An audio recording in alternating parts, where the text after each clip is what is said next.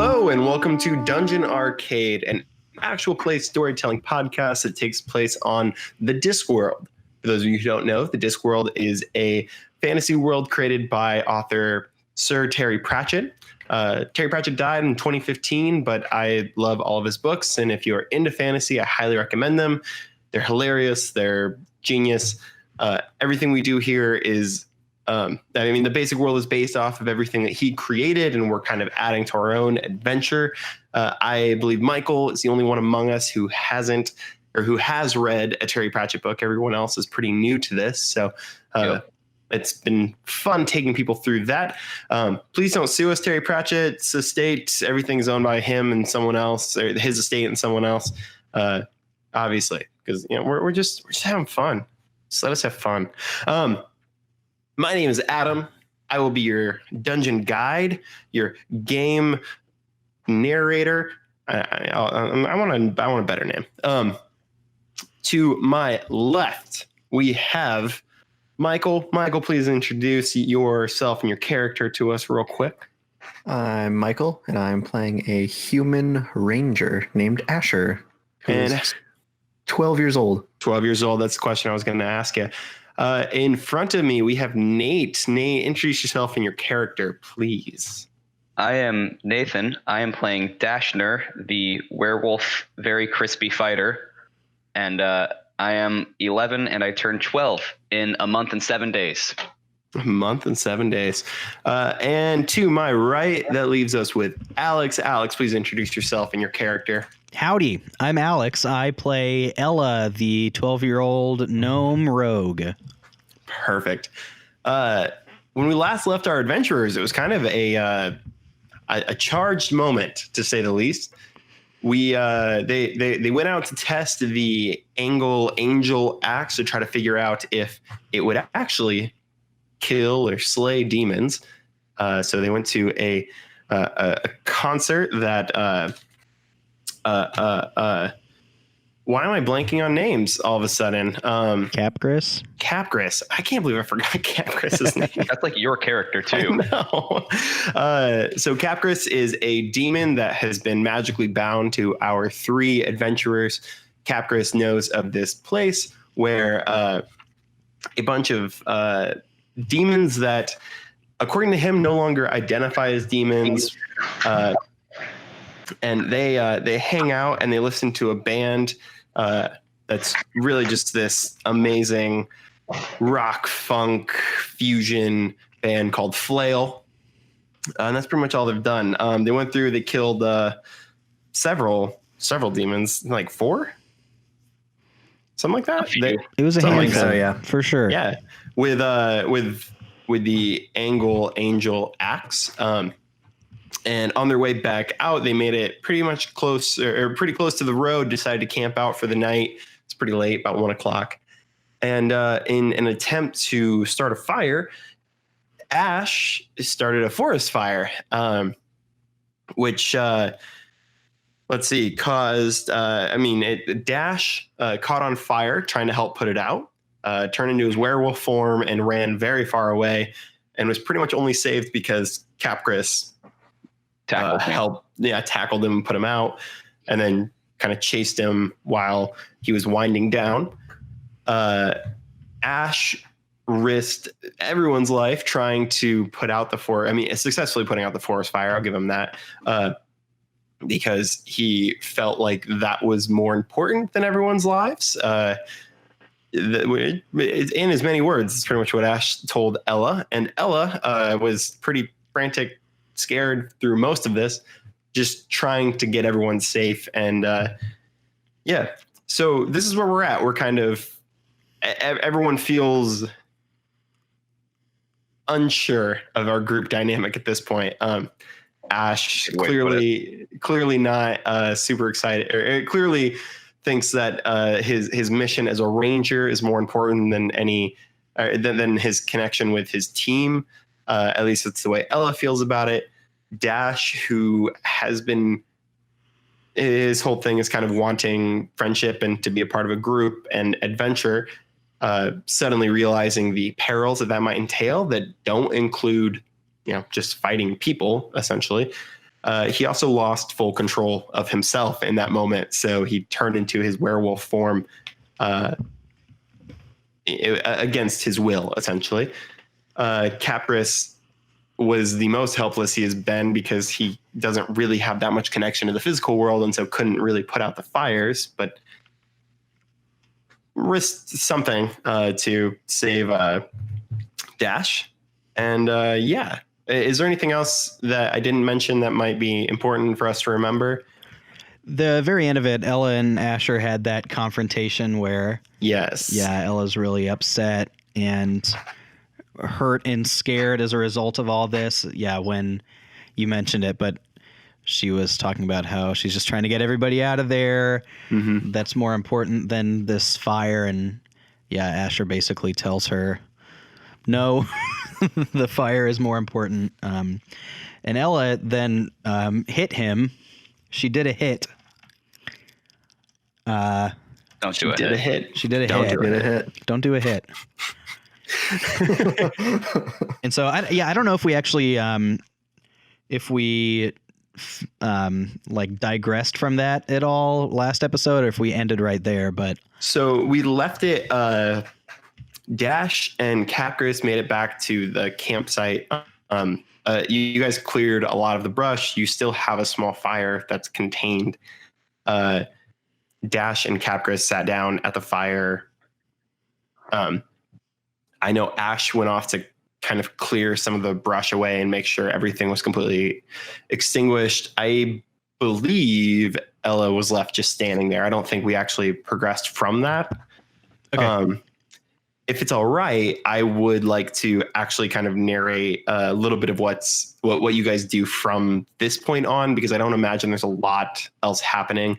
Unless Ella really feels compelled to be a part of this, or whether she just needs to attack this head on, or whether she feels like she needs to sit down and kind of process everything. Because in my mind, what's happening is Dash has sat on the western side of the campfire. Ella finds herself sitting on the northern side. Capgras is on the southern side. And eventually, at some point, Ash makes his way over to the eastern side. So you guys are all set back a little ways from a campfire. No one's really sitting next to each other, and no one's really talking either. Yeah, I actually thought at the end of last time, and maybe we can adapt from this, but like... Yeah.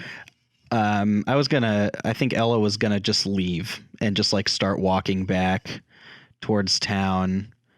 Even if that's on her own, I think she's really hurt and really just like, kind of like done with all of this, at least in this moment emotionally.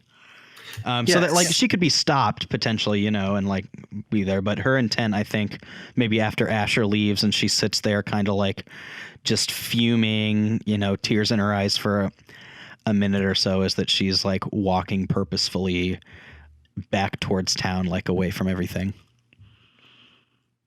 I think, I would imagine Dash is probably a little bit concerned with his own stuff, Ash as well. Let's jump into basically this scene with Ella and Capgras. Because I imagine of anyone, Capgras is going to be the only one who's going to try to like stop her at this point. Not because no one cares about her, but just because, Dash is dealing with a lot right now, and Ash has decided that the nature is more important, sort of thing. Does that feel good for everybody? Yeah. Mm-hmm. Yep. Perfect. So Ella has just hit Ash. Don't do a hit. Don't do a hit, guys. Hits are bad. Ella's just hit Ash, like slapped him across the face, I believe. She punched him. Oh, she punched him. She punched him in the face. Oh, that's right. Yeah, I think we rolled for damage or something too, but I don't think it did. It didn't work. Very real question. Can she reach his face? Oh yeah, she can reach his face. She's not like she's not like half your size. She's just like so bring that up. So you guys, so Dash is sitting at the campfire and eventually, I would say probably pretty quickly winds up drifting off to sleep. just wrapped up in his own thoughts about what just happened, Ash goes off and starts clearing brush, trying to make sure that there are no embers or anything like that. Nothing's going to start back up. And Ella, who was standing on the western side of the campfire when she punched Ash, does she make it known, like, I'm going back, or does she just start walking away towards the road? Yeah, she's just going to start walking back. Okay. So Ella starts walking back towards the road, which is like south of you guys, just not too far off. You guys weren't camping too far off from the road. And about the time that you get there, you realize that Capgras is following you. And that's something of note for Capgras, because up until this point, whenever he's wanted to talk to you, he's appeared like in front of you, right next to you. Like he's never in this way. He's sort of, it's coming across as he's asking permission in a way to like talk to you or to like engage with you, which isn't something that he's ever done before. It's always, on his time, on his schedule. So, so you're pretty much to the road, and that's when you realize that Capgras is behind you, a couple of feet. Yeah. Ella keeps walking and says without turning around, she goes, "Leave me alone." Ella, I really think we should just spend the night here tonight. I mean, we've been up for like 36 hours at this point. Let's just sleep here tonight. We'll go back to Ankh tomorrow, and we can kind of deal with this later. But I mean, you're not gonna. It's at this point you're not gonna get there before dawn. Even it's a half day's journey back just walking. And yeah, I think she like knows all this, but she's just got nothing left. She just like keeps walking. She knows like she can't say anything, or she would just like cry and break down. So she's just silently walking forward. I think Capgras kind of quickens his pace a little bit and like puts his hand on her shoulder. Not necessarily trying to stop her, but just like, if you want to, we can stop and talk about this. Like we can, we're far enough away from the group. Like it's just you and I sort of thing. Yeah. But like he's doing this wordlessly, and yeah. So I guess the question is like, would you stop for him, or would you? Yeah, I think at this point she finally just breaks down. Yeah, she kind of stops and just cries. And I think she says, "This went so bad. This has never gone this bad. It's always just fun, and we almost died. And no one cared. This sucks." I think we all care, Ella. Everyone just has to process this differently. Ash, he's an idiot. I thought I did. A little bit, at least. He was going to I don't even know what was going on with Dash. He was on fire. We were all going to die, and he couldn't leave. Ash, Ash, he's lived in the forest all his life. Like how easy would it be for you to leave if your home was on fire? Pretty easy. I would leave. And he kind of sits there and he's like, "Ella, if you were living with your mom, you'd been there forever. And your mom dies. And 10 years later, the house is on fire. Everything that you have to remember her by is going to be gone. Would you leave the house, or would you try to put out that fire?" Yeah, she doesn't answer. She just looks down. And Capgras just he's quiet for a moment, and then he continues. He's like, "This is everything that Ash knows about his parents. is that they cared about this. And he just kind of gestures to the forest. In Ash's mind, like this is any time he loses nature, he's losing his parents again.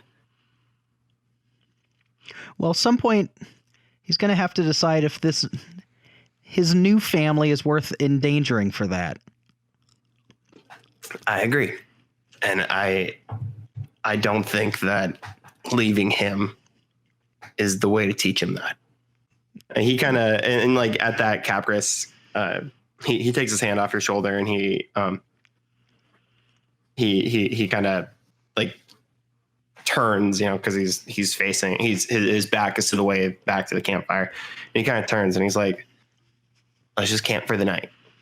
Okay. I just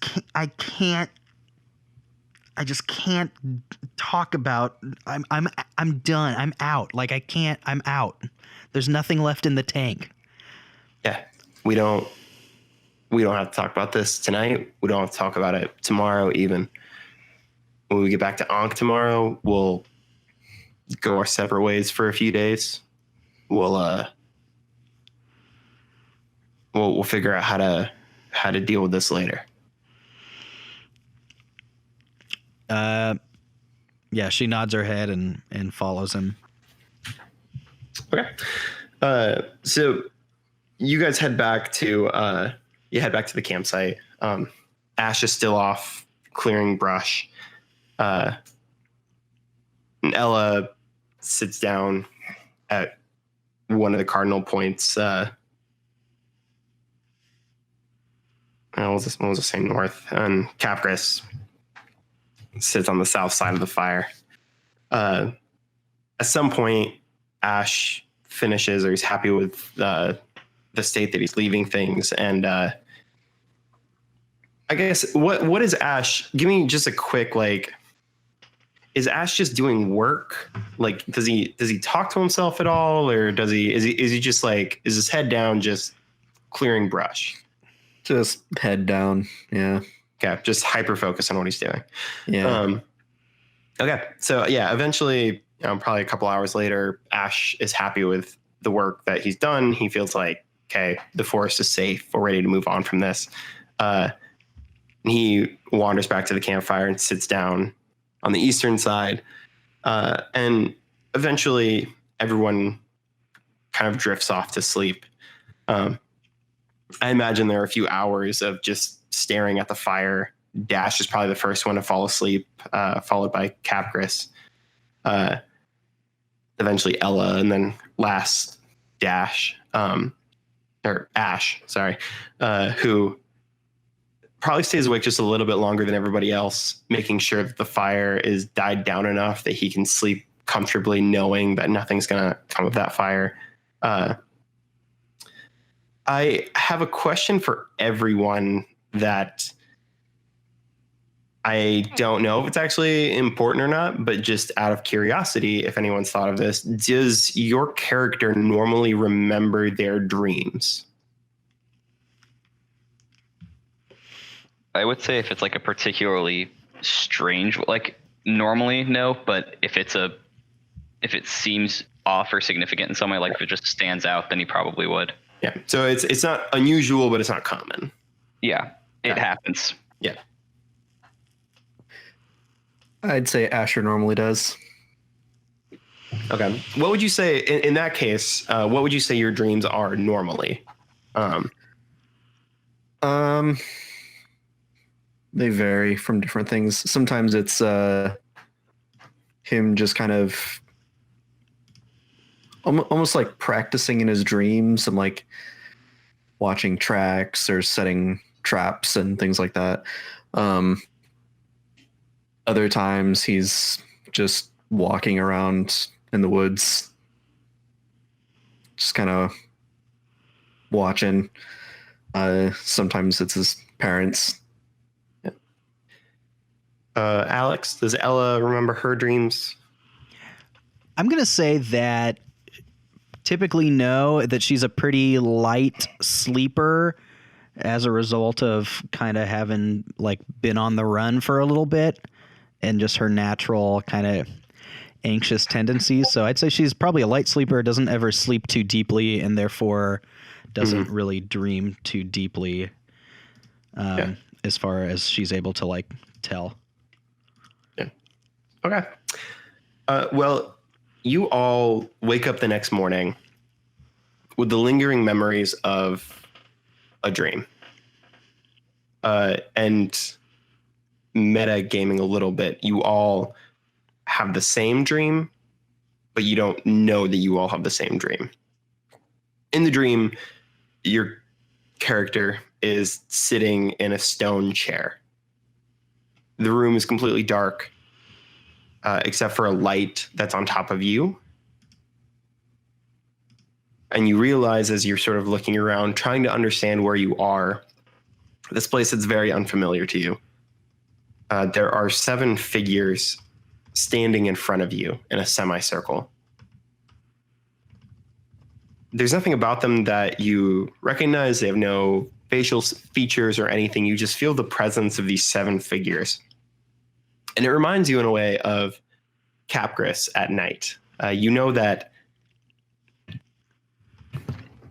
Capgras has this sort of, I mean, he's so black that he essentially blends into the night if it's dark enough. In Ankh-Morpork, it's never really dark enough. Out here in the woods, when he's away from the fire, he's nearly invisible.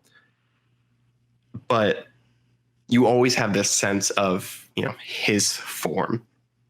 And these 7 figures remind you of that. You have this sense of their form in front of you, but there's no actual features or anything you notice about them. You hear voices in your head. One of them says, "You're a quarter demon at best." Another one later says, "But he's still a demon." And there's just these half sentences that you remember, nothing crazy, but they all seem to revolve around this idea of how much of a demon are you, and whether you can be considered a demon at all. What is the nature of demoncy? Does it have to do with who you are, what you are, or the way you act, what you serve? And all of it doesn't really have much meaning. I mean, nothing really makes a lot of sense. This is a pretty strange thing. You've never experienced any dream quite like this before, especially since it doesn't really feel like you have any control whatsoever. There's a moment, maybe 3/4 of the way through the dream, that you kind of realize, well, this is a dream, right? So I should be able to do dream-like things. And as you try to move, you can't move. You're sat in place on this stone chair, a light above you, with no agency over anything that's happening to you. And the last thing you remember is a voice saying, "We will decide what to do with you." And as you look down, you realize that your body is like Capgras's body. It's not that you have become Capgras, but it's that you have this etherealness about you. You have this sort of formlessness. And it almost is a struggle to hold on to the form that you know, the form that you recognize and remember as yourself. The stream happens at some point in the middle of the night. It's not anything that happens, it's not the last thing you dreamt before you wake up. But as you wake up, there's this foggy recollection of this dream. And as you wake up, Capgras is sitting at the fire, stoking the flames awake. Who wakes up first? I imagine it's probably not Dash. So Ella or Ash, which one of you do you think wakes up first? Yeah, good prediction on it not being me first. Yep. I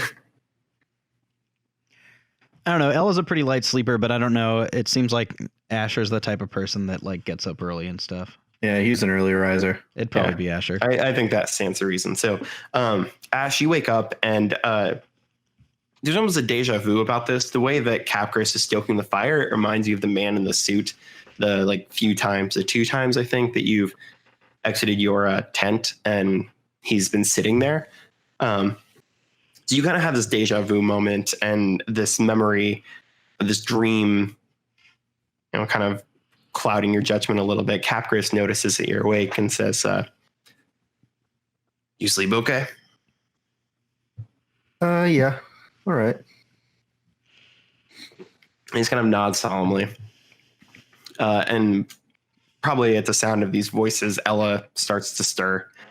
And as she sits up, there's probably a moment where Ella has not forgotten, but she's not actively thinking about what last night brought.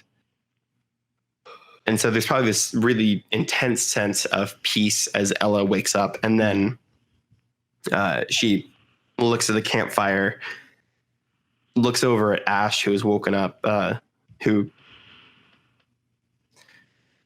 hasn't looked at, who doesn't look at her, but Ella quickly looks down, and Capgras is sitting across from her and says, "What about you? You sleep okay?"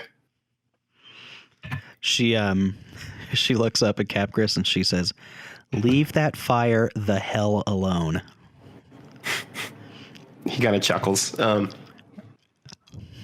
it's a chuckle where he's not really sure. Like, is this a joke? Is this her kind of like she's like, is she making a joke about this, or is this like her just the wave from last night continuing? Yeah, it's I don't know. It's kind of a joke. Well, and that's like, and I think that's okay that like she does that, but I don't think that Capgras quite has. He either doesn't have the emotional intelligence or is distracted to actually like get it, whether it's joking or not. Which probably leaves Ella feeling a little, I don't know, I guess like not necessarily like bad, like you feel bad for making a joke, but like you don't feel like great. Like there's kind of this, I don't know, there's this hope that like if you go to bed angry at someone and you wake up and it's kind of like, can we just like forget about it? Like, move on. Mm-hmm. And like this reaction is not what you were hoping for in this moment, obviously, as someone who wanted to move on from last night to a degree. Obviously your thought is that the actions of last night are weighing heavily on Capgras. But obviously the dream is a little weird too. So it makes you feel off in a way that that Ella is probably not comfortable with. Mm-hmm. Yeah, I think that regarding the dream too, like, yeah, she doesn't recall dreams like hardly ever. So I imagine that like, even if she, I don't know, this may sound weird to explain, but like she doesn't know how to recall the dream. That's not the right way of putting it. It's like, I don't know. She hasn't processed the information that she had a vivid dream. You know what I mean? Yeah. Like it's there and she did, and she knows it, but she hasn't like, oh wait, you know what I mean? Like, yeah, it's like a half forgotten memory that you're not concerned about remembering. Yeah. You're just like, it's there. It exists as information, but until you focus on it, it's not going to be anything crazy. Okay. Capgras probably stands up at this point and it's kind of like, well, and he looks over at Dash and he's like, should we wake him up or? Yeah, I'm ready to go home. So Capgras walks over and he puts a hand on Dash's shoulder and kind of shakes him gently at first. And Dash stirs a little bit, and then Capgras pushes him really hard to wake him up. What the heck, man? Capgras stands up and he's like, "We gotta get moving, Sleeping Beauty." Hey, take that long rest though, Nate. Yeah. Yeah, for real. Yeah, we'll give you that long rest for sure. I don't know what dice I have to roll. I think long rest is just a full heal. Sweet. Yeah, it's just like mental damage that you're dealing with at this point. Yeah. The hardest kind. Is Dasher now afraid of fire? Probably a little bit. There's no healing potion for mental damage. So that's okay. So there's this. I listened to this podcast called The Film Reroll, which I highly recommend to people. anyone's actually listening to this. But what they do is they play movies as role playing games, and the game system they use is called GURPS, which is an insane system. Like, first of all, it's really crazy because it's super overwhelming because you can do anything in it.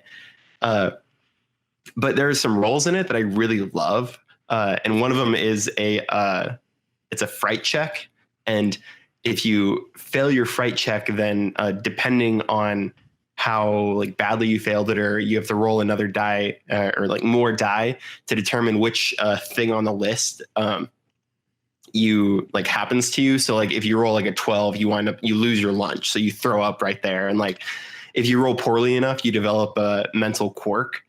And so like it could be something like now you're like afraid of fire, like all fire, like sort of thing. Oh, it's a cool system, and it's a lot of fun. And there are moments where I'm like, I wish we were playing this, that way we could add things like that. But yeah, I mean, I'll go ahead and say that there's a small phobia of fire now. And I think that's reasonable. I think that's definitely reasonable. I'd say probably moderate fear of fire, but yeah, I would say you're not like, freaking out every time that someone lights a candle, but not going to be thrilled about open flame. Yeah, you're a little defensive whenever you're around one. Okay. Carry a bucket of water with me at all times. That's not drinking water. That's fire extinguishing water. Capgras stands up and he moves over to the fire and starts like kicking dirt on it to extinguish it. And once the last of the embers go out, he looks at the three of you guys and he's like, "All right, let's get back to Ankh." And you guys start walking. Walking down the road, it's pretty typical journey. It's a half day's it's a half day's walk to get all the way back to Ankh. And I rolled a D20 to see if a cart roll came by, and I rolled a 1. So a cart doesn't come by. Perfect. Sorry. Just like really early afternoon. What is the feeling, I guess? What's the conversation like or is there a conversation as you guys are moving back to Ankh? I guess, does anyone bring up does anyone bring up this weird dream that they had? Does anyone like comment on something? Do we want to pretend that we saw something funny? And yeah, Ella makes no effort to start any sort of conversation on the way back.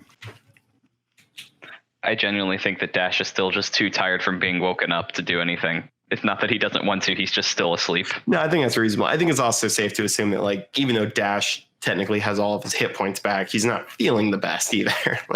Yeah. Ash, I'd say Ash would probably leave it for a few hours and then try and start up a conversation. I was going to say, it feels very... When no one really gives anything back, he just kind of gives up. It feels very Asher to be like, everything's cool, right? Yeah. Let's have a grand old time whenever not read the situation. I kind of like the idea of him, like, for the first few hours, he's basically just like miming everyone else's like behavior. Kind of like, I mean, almost like someone who would be like on the autism spectrum, who like, they don't really understand what's happening, but like, this is the way everyone's behaving, so I'm going to behave this way too. Kind of thing. But then like later on in the journey, I mean, like 4 hours in, he like can't really take it anymore. And he tries to like lighten the mood, or he makes some jokes. And then like no one really responds to him, or no one kind of owns up to that. So you guys make it all the way back to Ankh, pretty much unscathed.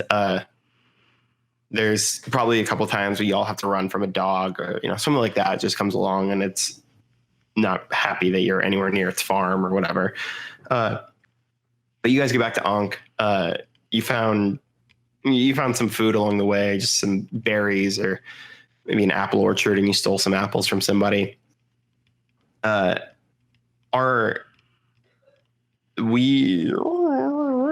guys talked to Dreza before you left. Yep. So there is that mission kind of still on the table, which requires you guys to go all the way to the. It's either Denala or Nala mines. Nula. You're right. I have like some of the letters scribbled out, but they're not like scribbled out well, so I can't tell like what I'm doing. Nula. Yep. So you guys still agreed to go to the Nula mines for Dreza.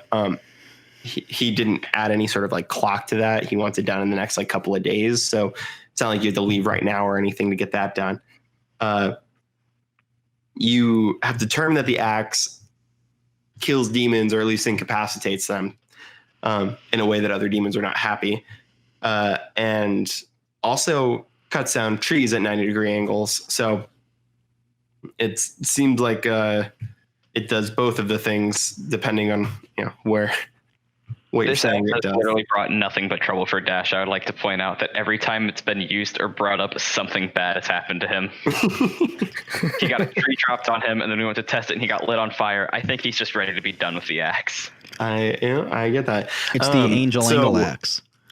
So the axe can, I guess the consensus would be that. Oh man, the consensus would be that the axe can be used against Asthos. So that's another little not little. There's nothing little about that. The guy's a demon god. That you guys also have on the table as available quests, essentially. But I'm assuming that when you guys get back to Ankh, you pretty much split up and go back home. Ella, you would come to your house first, or at least the closest to your house, the Sis Chris's gnome home. Mm-hmm. You head off over there. Is there anything like as you get into the? Oh no, I forgot someone's name. What's the name of the?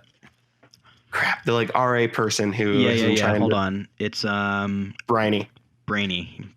Yeah. Brainy. So you get back to Sis Chris's and you kind of sneak in through one of the walls like you normally do. I mean, you don't want to like apparent that if anyone missed you out in like at dinner or lunch or anything yesterday or breakfast today, you don't want anyone to be like, oh yeah, like where has she been? So you kind of slip in and like kind of make it look like, well, we've been here, just haven't been to dinner or whatever. And so you slip through one of the wall the same way you normally do. What is happening? What?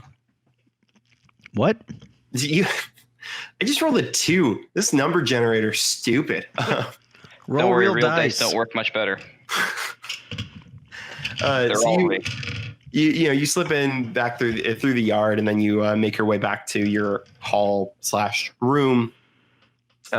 As you close the door, Brainy notices that one of the door closes, but she can't figure out whose it was. So you're not going to have to deal with her kind of asking where you've been or anything like that.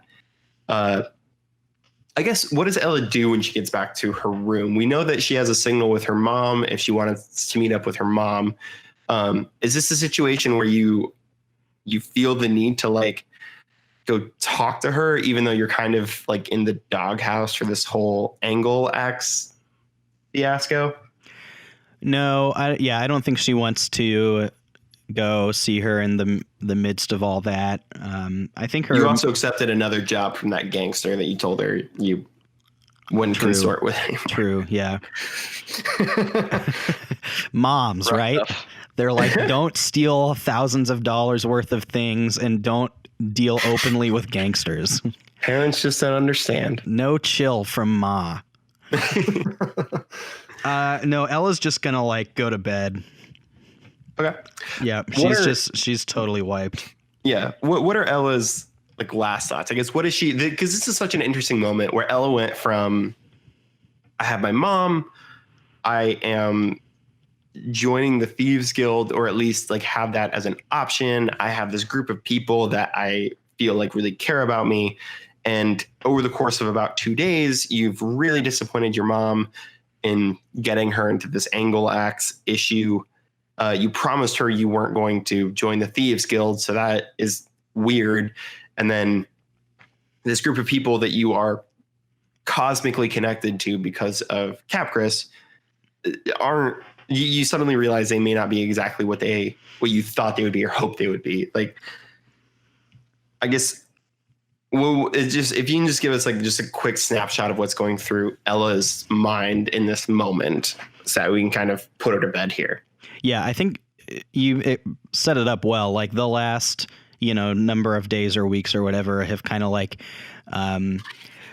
awoken in her this like, wow, like adventure, like live my best life, step into maybe like some confidence and like some running after what I want. And then, in the last couple days with, like you said, really goofing hard with the marketplace.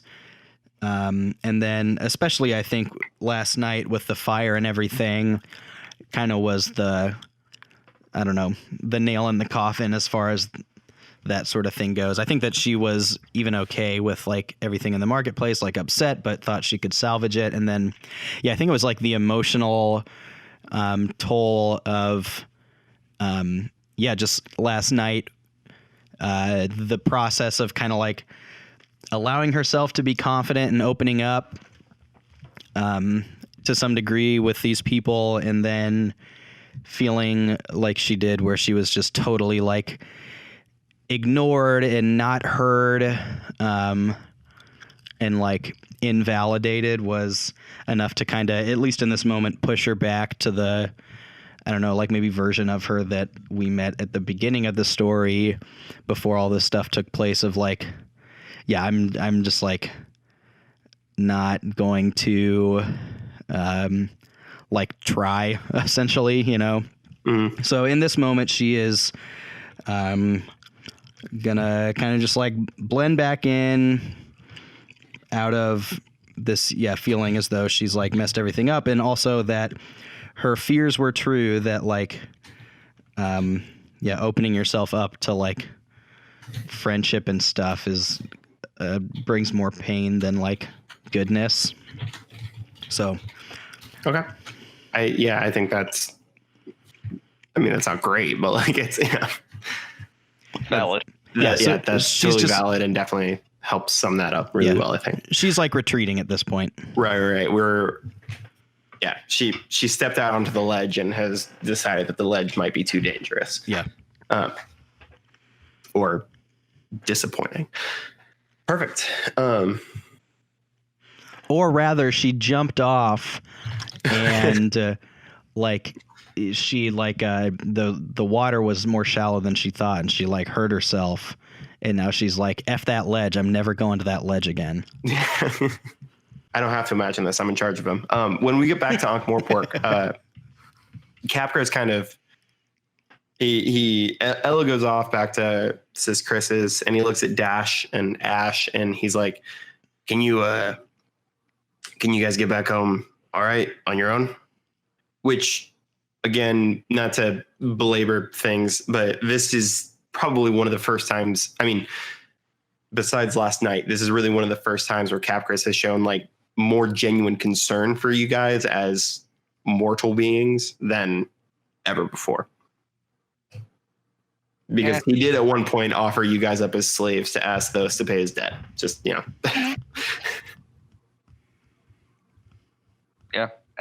We can probably make it. He holds up a fist to Ash to bump it. I bump it. Bumps it. And he's like, all right, I'm going to go, I'm gonna go do Capgras for a bit, and he disappears. Is it just me, or is he getting weirder? Yeah, it's not just you. So you guys head on back to Dash's house. When you get there, do you guys stay together when you get to Dash's house, or do you? Does like Dash come inside to like hang out with you, or like what's the feeling as you guys are walking back to the house and actually get there? Dash is pretty quiet the whole way. There's a lot. He's been doing a lot of thinking also in this past walk, just with everything that's happened. Kind of taking into account some of his own feelings towards the situation and the people involved. So I don't think he's been terribly vocal about any of it. How does Dash feel about his friendship with Ash? With Ash, he feels fine. With Ella, he kind of feels not fine. But what did Ella do to Dashner? Well, I don't think he means like he doesn't like you. I think he means that like he's worried about your friendship. Yeah. Together. Like, okay. Yeah. Well, there's also, there's been some instances where he's gotten frustrated and hasn't really vocalized it with just all of the constant, like, I don't know, every interaction that he's had with her, and he's starting to realize this, I think, has always ended in somehow either getting like some sort of stab at him for being rich boy, or like, oh, you own slaves, or rich boy can't camp, and like all of this stuff has been happening for a while. And I think after all of this stuff happening and just watching her run away from most of the situations they've been in, or like con her way out of most of the situations, is kind of irritating him a little bit, that he gets called out so much, but nobody else actually is willing to take any sort of stand either. I don't know. Because they're all completely valid. Thinking about that kind of stuff where it's like, why should this relationship last? Like, why should I keep interacting with this person who kind of just calls me out for stuff out of my control and then runs away from every situation out of her control? So I think he's kind of just doing a lot of heavy thinking about all that stuff too. That is like such a good summation of that like moment. Yeah. Okay. Ash, how is Ash kind of seeing all this? Like, obviously Capgras is weird. Like you guys, like you and Capgras have a different relationship than everybody else. Not that you have a better relationship with him or anything, but like everyone else seems very like in tension with Capgras, and you seem more like, yeah, this dude's awesome, you know? So I guess seeing Capgras the way he was, and seeing Ella kind of go off on her own very quickly and not really engage, and seeing Dash, you know, being very quiet and sullen. I guess how is Ash reacting to a lot of this, I guess? Ash is mainly just kind of thinking there's a lot of conflict that he just doesn't understand. And he doesn't think that he'll probably be able to figure it out. So he's just kind of like, I'll just wait them out kind of deal. Okay. I think it makes sense. Like from an emotional intelligence perspective, I guess does Ash have any fear that, and this would imply that he is dependent on, I don't like that word, but like, well, let's go with it for right now, but dependent on this friendship that he has with Ella and Dash and Capgras. Like, is he worried that, like, I guess, does he feel like as a team, you guys are really strong, and is Ash afraid that that's not going to be the case anymore? Or does he just think like, it's going to be fine. We're going to get back out there. And, you know, we took an L today, but we'll take a W tomorrow. Yeah. It's more of just, we'll see how it is in a couple days. Big Sean last night took an L, but tonight I bounced back sort of stuff. Exactly. Yeah. Spoilers. Wake up in the morning and count his stacks. Asher becomes Big Sean, the rapper. Yeah. So I think when we get back to Dash's house, I think Asher just kind of leaves him and goes off in the woods to try and make his own arrows. Yeah. He goes off to a place that he feels like he understands. Like, as opposed to hanging out in this kind of like, I just don't get what's happening here. So I'm going to go, which is interesting because like in the same way, like Ash doesn't like have the emotional intelligence to do it, but like the argument can be that Ash, in the same way that everyone else is sort of retreating to what they found comfortable before this, like Ash is like, well, this is what I know. So this is what I'm going to do. Yeah. Okay. Dash, as you walk in through the house, I guess, do you normally would you come in through the back door or the front door? Probably just whichever door is closest to where we came from. I don't think you would like go around the house to go in a specific door. Okay. So you come in through the back door or the front door. That's how that works. You come in through the front door, and we've described your house as having 2 living rooms before. Yep. To the right, your father, John, is sitting in one of his favorite chairs, and he has a manuscript open in front of him, and he's poring over it. And just out of curiosity, how many chairs does he have? Because you've now said one of his favorite chairs, which leads me to think he has several. He's got several favorite chairs. This is a weird room because like normally in a house like this, in a living room, you would want at least like 1 or 2 like big like couch type things that multiple people can sit on. Yeah. Instead, he has like 7 chairs in this room that are all like, they're all like historical pieces, but they're not like so rare that he's like worried about them getting torn up or whatever. This one is it's a high back chair. It kind of has like the wings on the side. So if you like laid your head up against it, you could like take a decent nap in this chair.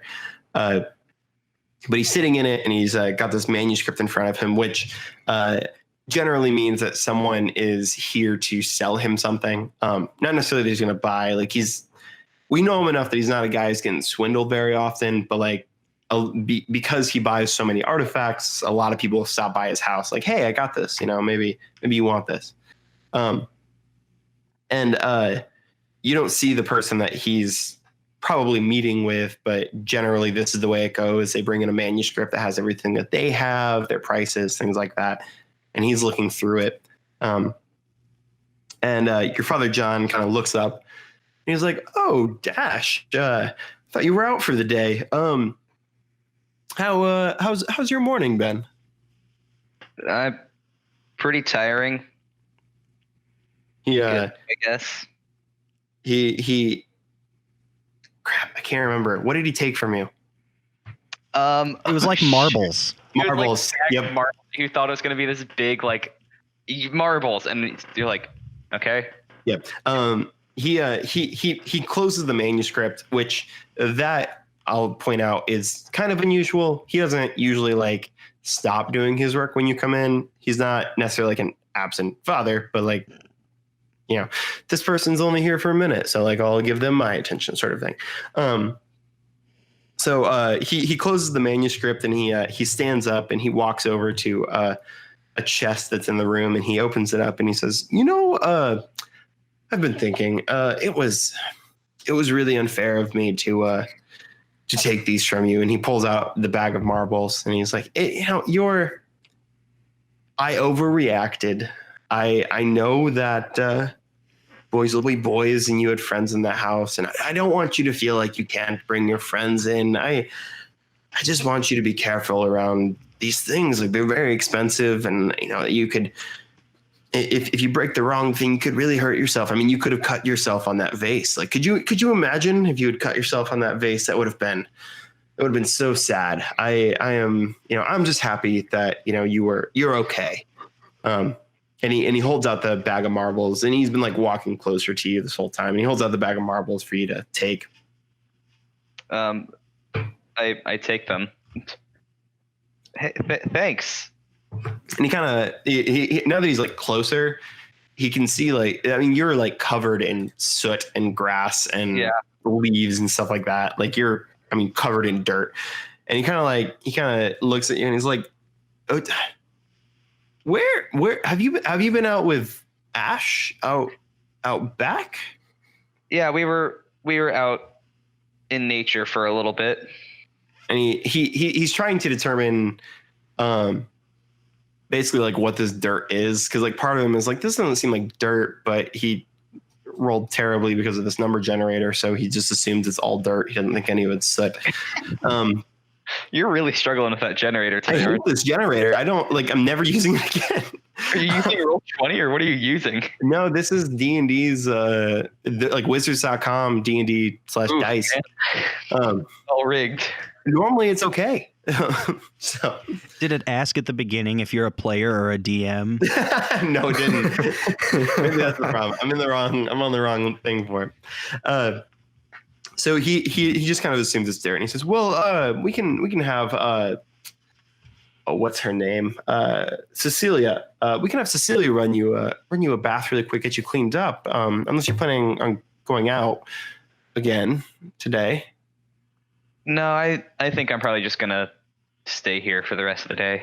All right. Well, and he kind of he pokes his head around the corner. Cecilia's in the dining room, like polishing silver, and he's like, "Cecilia, can you get a bath going for Dash? He's filthy. And can you try to figure out where he's been?"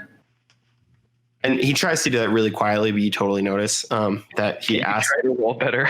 Yeah, he totally you totally notice that he's trying to get Cecilia to figure out what you've been doing. So yeah. I like how he has said absolutely nothing about the fact that one of the trees in their backyard has been cut down. Yeah. He hasn't noticed it. Not a real outside guy. Yeah, he rolled a 2 on perception for that bad boy. He was having a hard time figuring out the dirt. He's not going to notice the tree. Yeah. So he He goes back to you and he like tousles your hair a little bit, and then he like looks at his hand and like wipes it on his pants to clean it off. And he's like, "Dash, I just want you to know I'm proud that you're my son." And he gives you a little like nod and then goes back to his manuscript. All right. Perfect. And I think we're going to call it there for today. I know it's a little bit shorter of an episode than we're used to, but we're going to run a couple of side trails. It's actually been about an hour. I guess you're right. It's been pretty close to an hour. Yeah. So I guess once we cut down some of our talking, but yeah, it'll be pretty close to 45 to an hour, somewhere in there.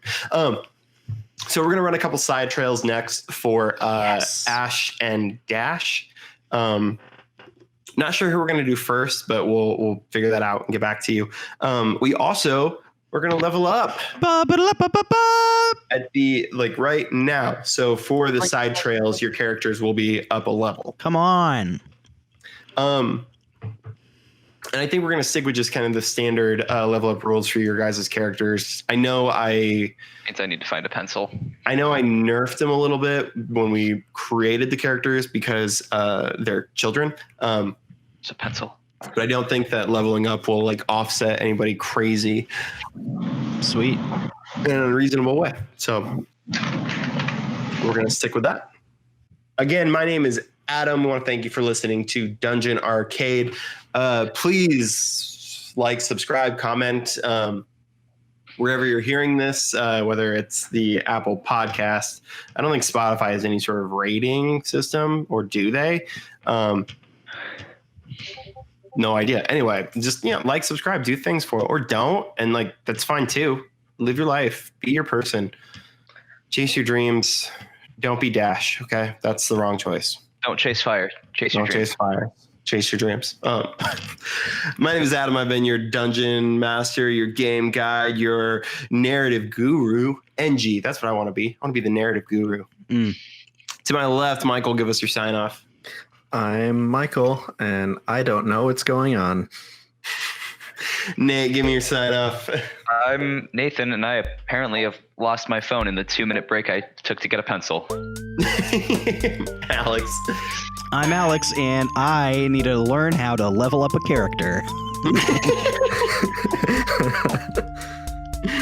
Thank you guys for listening to Dungeon Arcade. Stay frosty out there. It's really hot. They're like record-breaking temperatures, and everywhere. Northeast, the East Coast, everywhere. So don't die. Drink water.